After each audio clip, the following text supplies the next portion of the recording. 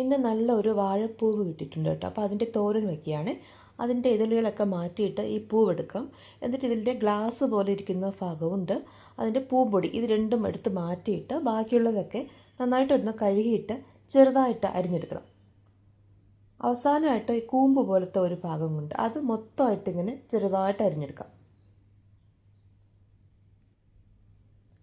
ഇനി എണ്ണയിൽ കടുക്, ഉഴുന്നുപരിപ്പ്, കറിവേപ്പില ഇട്ട് താളിച്ചിട്ട് ഈ അരിഞ്ഞു വെച്ചിരിക്കുന്ന വാഴപ്പൂവ് അതിലേക്ക് ചേർക്കാം.